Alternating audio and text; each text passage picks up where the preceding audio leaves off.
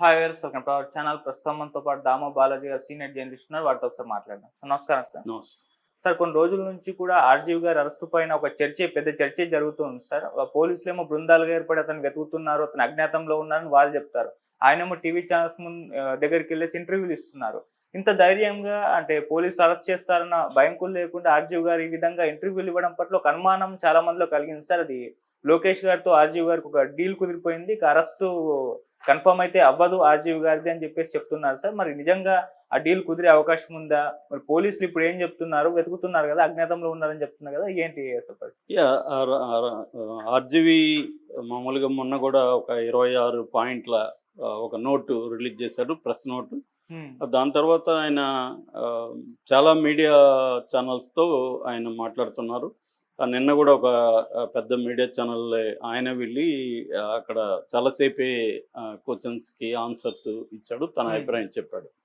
So ఆయన క్లియర్గా స్టూడియోలలో లేకపోతే హైదరాబాద్లోనే ఉంటున్నాడు. అయినా కూడా పోలీసులు ఆయన ఎస్కేపు ఆయన దొరకట్లేదు అని ఎందుకు చెప్తున్నారు? ఎందుకంటే నిన్న కూడా బీబీసీతో ఒంగోలు డిఎస్పి శ్రీనివాసరావు ఆయన ఏం చెప్తున్నాడు బీబీసీతో అంటే, రామ్ గోపాల్ వర్మ డెన్లో లేడు, ఆయన పరారులో ఉన్నాడు అని బీబీసీతో చెప్పాడు.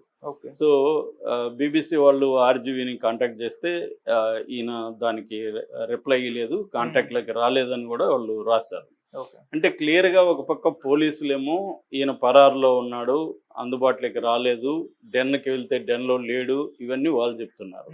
ఆర్జీవీ ఏమో నేను ఎక్కడికి పోలేదు, పోలీసులు వచ్చినప్పుడు కూడా నేను ఇక్కడే ఉన్నాను, బట్ ఆ టైంలో పోలీసులు వచ్చిన 2 గంటలు ఆ టైంలో నేను బయటకు వెళ్ళాను, వాళ్ళు వెళ్ళినాక మళ్ళీ కూడా డెన్లోనే ఉన్నాను, నేను ఎక్కడికి పోలేదు, వాళ్ళు కూడా డెన్ లోపలికి రాలేదు. నిజంగా అరెస్ట్ చేయాలని వచ్చుంటే డెన్లో వచ్చి వెతికేవాళ్ళు కదా, వాళ్ళు మా వాళ్ళు చెప్పారు లేదని చెప్తే ఎవరైనా అందరూ కూడా ఉండి కూడా లేదని చెప్పొచ్చు కదా. మామూలుగా పోలీసులు లేదని చెప్తే వెళ్ళిపోరు కదా అరెస్ట్ చేయాలని వచ్చుంటే. సో అరెస్ట్ చేయాలని రాలేదు వాళ్ళు. మరి ఎందుకు వచ్చారంటే తెలియదు నాకు. ఎందుకంటే నేను వాళ్ళు 25 ఫస్ట్ 19 రమ్మన్నారు, దాని తర్వాత నేను టైం అడిగాను, మళ్ళీ 25 రమ్మన్నారు. 25 కూడా నేను ఒక 2 వారాలు టైం అడిగాను, నేను వేరే షూటింగ్లో బిజీగా ఉన్నాను. నేను ఆ టైం అడిగిన అంటే మెసేజ్ పెట్టిన 30 నిమిషాల్లోనే వాళ్ళు ఇక్కడ ఉన్నారు. అంటే వాళ్ళు ఆల్రెడీ ఇక్కడికి వచ్చేసారు, నేను రానని వాళ్ళ అభిప్రాయంతో ఇక్కడికి వచ్చేసారు. నన్ను అరెస్ట్ చేయడానికి వచ్చుంటే వాళ్ళు లోపలికి వచ్చి డెన్లో చూసేవాళ్ళు, డెన్లోకి రాలేదు, బయటే 2 గంటల పాటు ఉండి వెళ్ళిపోయారు. అంటే వాళ్ళు డెన్ దగ్గరికి వచ్చామని మీడియాకి తెలియజేయడానికి వచ్చారా, లేకపోతే నన్ను అరెస్ట్ చేయడానికి వచ్చుంటే వెతికేవాళ్ళు.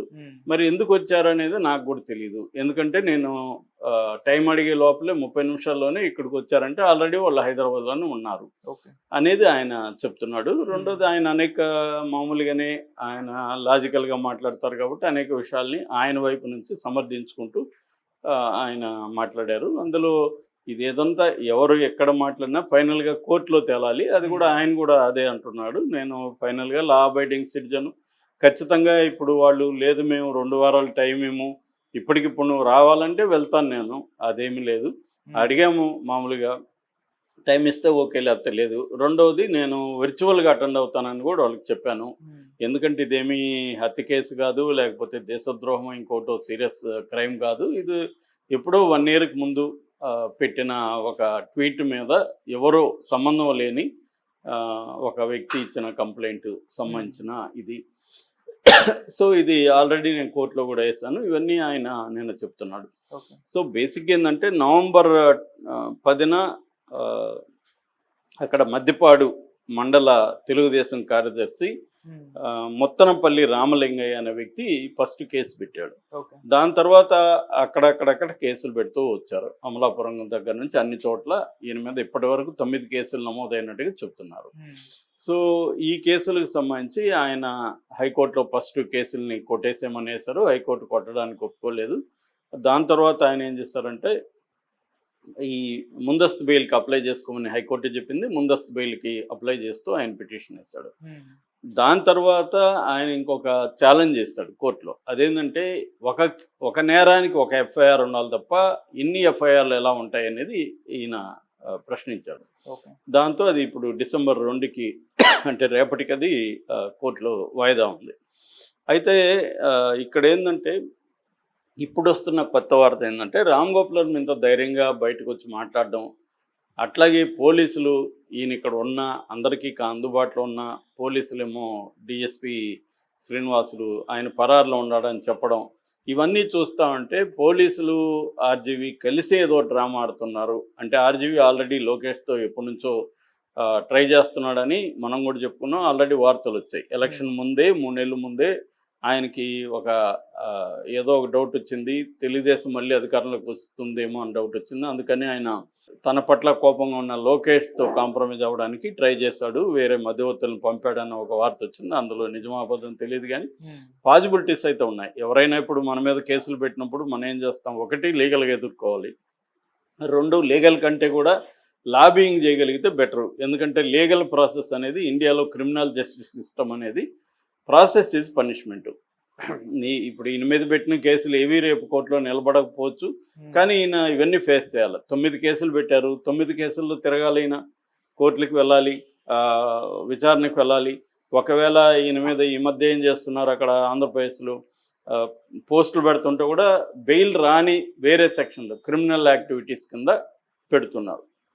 అంటే ఈయన జనాలను రెచ్చగొట్టడం వల్ల రాష్ట్రంలో శాంతి భద్రతలకు విఘాతం కలిగిస్తున్నాడు, ఇలాంటి దాన్ని ఇంకొంత పెంచి బెయిల్ రానికుండా చూసుకునే కార్యక్రమం చేస్తున్నారు.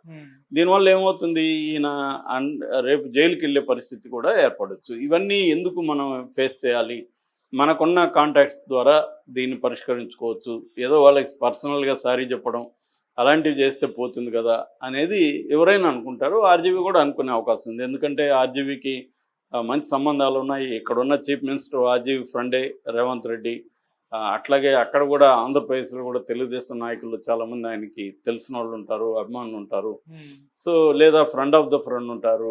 అలాగా ఉన్నప్పుడు వాళ్ళతో ఆయన మాట్లాడి, నేనేదో సరదాగా పెట్టాను, నాకేం మీ మీద ఏమి కోపం ఎందుకు ఉంటుంది, మీ మీద నాకేమి ద్వేషం లేదు, కోపం లేదు, లేదు మీకు వ్యతిరేకంగా నేనేదో కుట్ర చేసి సాధించేది ఒకటి నాకేముంటుంది, నేనేదో సరదాగా అందరి మీద పెట్టినట్టుగా మీ మీద పెట్టాను, కాబట్టి మీరు దాన్ని ఇంత సీరియస్గా తీసుకుంటారని లేదు, తీసుకుంటే హర్ట్ అయింటే సారీ, కాబట్టి ఇది వదిలేసేయండి, నెక్స్ట్ నేను ఇప్పుడు చేయను అనేది వాళ్ళకి చెప్పచ్చు. సో చెప్పడం ద్వారా ఏమవుతుందంటే మెల్లగా డైల్యూట్ అవుతుంది. వాళ్ళకి కూడా ఒక్కసారిగా ఇప్పుడు కేసులు ఎత్తేయలేరు కదా వాళ్ళు. అందుకని వాళ్ళు ఏం చేస్తారంటే, మేము ఆయన దొరకలేదని వాళ్ళు అంటుంటారు, ఈయనేమో నేను ఇక్కడే ఉన్నానని ఈయన అంటుంటాడు. కోర్టులో ఎట్లాగూ ఈ అరెస్ట్ చేయమని అయితే కోర్టు చెప్పదు, ముందస్తు బెయిల్ రావచ్చు రాకపోవచ్చు. ఒక దాంట్లో వస్తున్నా ఇంకా అన్నిట్లో కూడా ఈయన ముందస్తు బెయిల్కి ట్రై చేసుకుంటాడు. ఈ ముందస్తు బెయిల్ వచ్చే వరకు మిగతా వాళ్ళు అయితే సైలెంట్గా ఉండరు. ఈ ఒకవేళ ఈయన బెయిల్ రాకపోతే, అప్పుడు అరెస్ట్ చేయకపోతే అప్పుడు ఈ థియరీ కన్ఫర్మ్ అయినట్టు. ఎప్పుడైనా కూడా ఇట్లాంటి వాటిలో అనేక కాన్స్పిరసీ థియరీస్ ముందుకు వస్తుంటాయి. అంటే ఇప్పుడు జనరల్గా మన కామన్ మ్యాన్కి వచ్చే డౌట్ ఏంటంటే, ఆర్జీవీ ఇక్కడ కనిపిస్తున్నా పోలీసులు ఏమో మాకు కనబడట్లేదు, పరారులో ఉన్నాడని ఎందుకు చెప్తున్నారు అన్న డౌట్ అయితే అందరికి వస్తుంది. సో ఈ డౌట్ ప్రకారం ఏంటంటే, ఆర్జీవీ ఏదో ఒక లాబింగ్ చేసుకొని వాళ్ళతో ఏదో ఒక ఒప్పందానికి వచ్చాడు అని అంటున్నారు. ఎందుకంటే ఇప్పుడు ఆర్జీవీకి మామూలుగానే ఆయన ఒక మాట మీద ఉండడనేది చాలాసార్లు ప్రూవ్ అయింది. నా ఇష్టం వచ్చినట్టు నేను మాట్లాడతా, అప్పుడు నేను అలా అనుకున్నా, ఇప్పుడు ఇలా అనుకున్నా అనేది ఆయన చెప్తాడు. సో అలాగే రేపొద్దున ఆయన జగన్ మీద సినిమా తీయడానికి గ్యారంటీ ఉంది. ఇదే లోకేష్ వాళ్ళతో మాట్లాడుకొని జగన్ మీద సినిమా తీస్తాను రేపు అని కూడా ఆయన చెప్పుండొచ్చు. ఎందుకంటే ఒకప్పుడు ఆయన రెడ్డి గారు పోయారని వైఎస్ఆర్ మీద కామెడీ సినిమా తీయాలని అనుకున్నాడు. నాకు కూడా నేను ఫస్ట్కి వెళ్తున్నప్పుడు నాకు ఆ సబ్జెక్టే చెప్పాడు ఆయన. కాబట్టి ఆయనకేమి ఎవరి పట్ల ఒక వీళ్ళతోనే ఉండాలనే ఏం లేదు. ఆయన బేసిక్గా సర్వైవల్ గై. అంటే ఎవ్రీ ఇయర్ ఆయనకి కొన్ని కోట్లు కావాలి ఆయన లైఫ్ స్టైల్కి. ఎందుకంటే ఒక డెన్ కట్టాడు, మంత్లీ ఎక్స్పెన్సెస్ 30-40 లక్షలు ఆయనకు ఉంటాయి. ఈ 30-40 లక్షలు ఎలా రావాలి, ఆయనకి పెద్ద ప్రొడ్యూసర్లు పెద్ద సినిమాలు లేనప్పుడు ఎలా రావాలంటే ఎవరినో ఒక గైని ఆయన పట్టుకునే పనిలో ఉంటాడు. మామూలుగా వాళ్ళ క్యాంపులో చెప్తుంటారు, మేము అనేక వలలు ఇస్తూ ఉంటాం, ఏ వలలో ఏ చేప పడుతుందో మాకు కూడా తెలియదు, పడితే ఆ చేపతో వంట జరుగుతుందని. అంటే ప్రొడ్యూసర్లకు వలేస్తూ ఉంటాము, దేంట్లో ఏది పడుతుందో తెలియదు. అందుకని ఈయన మోడస్ ఆపరెండి ఏంటంటే, ఈయన సొంతంగా ప్రొడ్యూస్ చేయడం తక్కువ, ఈయన ఏం చేస్తుంటే సెన్సేషనల్ సబ్జెక్ట్స్ తీసుకొని ముందుగా అనౌన్స్ చేస్తాడు. అనౌన్స్ చేసినప్పుడు ఎవరైనా మేము చేస్తాం ఈ సినిమా అన్నప్పుడు వాళ్ళ దగ్గర డబ్బులు పెట్టిస్తాడు. వాళ్ళు అకౌంట్లో వేయాలి, వేసిన తర్వాత ఈయన సినిమా తీసి వాళ్ళకి ఇస్తాడు. అంతవరకు వాళ్ళు ఇన్వాల్వ్ కావద్దు. ఇలాంటి ఒక మెథడ్లో ఆయన వెళ్తున్నాడు. అది తప్ప ఒప్పు అనేది ఎవడు జడ్జి చేయడానికి ఎవడు లేదు ఇక్కడ. అదే ఆయన లైఫ్ స్టైలు, ఆయన తనకి నచ్చిన విధంగా తనకి సాధ్యమైనంత పద్ధతిలో ఆయన వెళ్తున్నాడు. అలాగా రేపొద్దున ఇదే తెలుగుదేశం వాళ్ళు జగన్ ఇచ్చిన డబ్బులు మేము ఇస్తాము, ఇప్పుడు జగన్కి యాంటీగా సినిమాలు తీయంటే తీయచ్చు. ఆయనకేమి నేను జగన్ నిన్న కూడా అన్నాడు నాకు జగన్ ఇష్టమని, రేపొద్దున జగన్ ఇష్టమే, జగన్ అందుకని సినిమా తీస్తున్నానని కూడా అంటాడు ఆయన. కాబట్టి ఆయన బేసిక్గా సర్వైవల్ అనేది ఇంపార్టెంట్ ఆయనకి, ఎవరికైనా అదే ఇంపార్టెంట్. ఆయన పద్ధతిలో ఆయన సర్వైవల్కి రేపొద్దున ఈ ఆఫర్ ఇవ్వచ్చు, లోకేషే అడగచ్చు, సరే మాదేదో తీసావు అయిపోయింది, ఇప్పుడు దానికి బదులుగా జగన్ మీద సినిమాలు తీయి, జగన్ నీకు యాంటీగా చెయ్యి అని చెప్పొచ్చు. రేపొద్దున ఆయన హూ కిల్డ్ బాబాయ్ అని